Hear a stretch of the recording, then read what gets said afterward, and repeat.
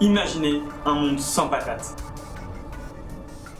Que se passerait-il si tous les champs étaient contaminés par une maladie mortelle, incurable, dévastatrice? Où les plantes de pommes de terre seraient un produit de luxe? Où le brocoli serait roi? Où on ferait des raclettes à la carotte?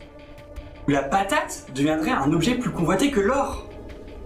Voilà ce qui va se passer si on ne surveille pas la bactérie Ralstonia solanacearum. Cette bactérie qui ravage le champ de pommes de terre. Actuellement, nous n'avons aucune alternative à la destruction des plants contaminés.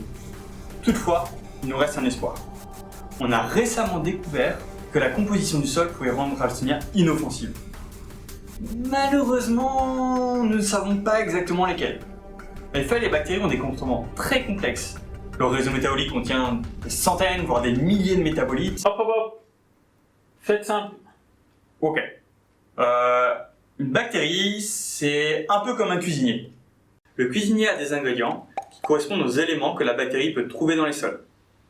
Il a également des recettes qui correspondent aux réactions chimiques possibles dans la bactérie. Le cuisinier va combiner les ingrédients en suivant les recettes de son livre pour préparer des plats.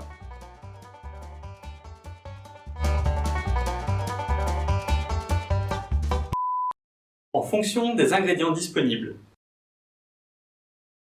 de la température de la pièce et d'autres paramètres, le cuisinier va choisir les recettes qu'il compte suivre.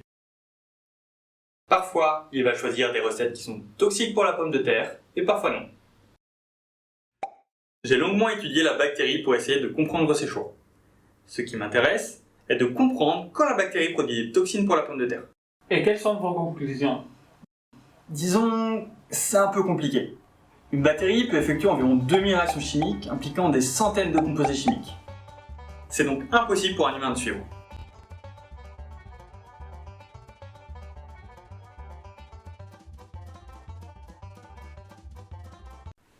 Il y a ici trop de possibilités à évaluer.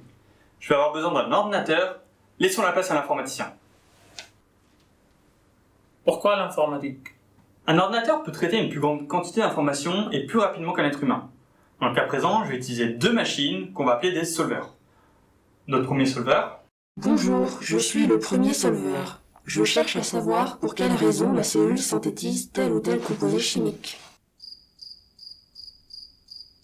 Autrement dit, Je suis détective. Je cherche à savoir pour quelle raison le cuisinier cuisinera un plat plus qu'un autre. et là, notre deuxième solveur. Bonjour, je suis le deuxième solveur. Je connais toutes les réactions biochimiques réalisables par la cellule. Je vais confirmer ou infirmer chacune des hypothèses proposées par le premier solveur. Ok. Salut les cuistots, je suis grand chef cuisinier. Je connais toutes les recettes par cœur. En un coup d'œil, je suis capable de vous dire si une recette est réalisable en fonction des ingrédients qu'on a à disposition. Le principe, ça va être de faire dialoguer les deux solveurs pour savoir ce que la bactérie va produire. Je sais qu'avec ces ingrédients, le cuisinier va produire 10 crêpes au sucre et 5 au caramel. Je pense qu'il essaye de faire le plus de crêpes au sucre possible.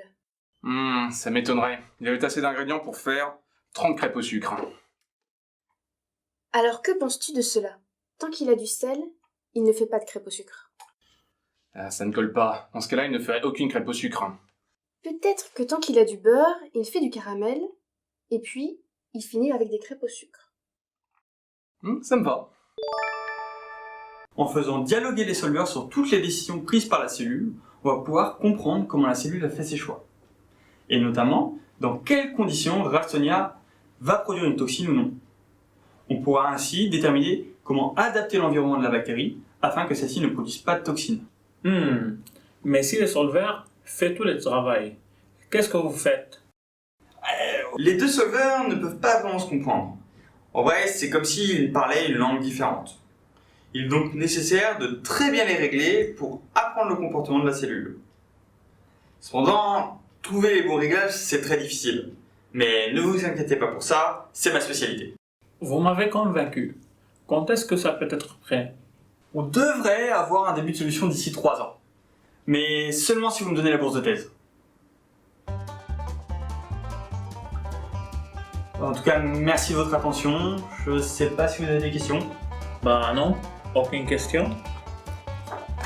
En tout cas, vous m'avez bien fait faire de votre histoire apocalypse de patates. Je vous remercie. On vous recontacte pour votre bourse de test. D'accord. Merci beaucoup. Bonne journée.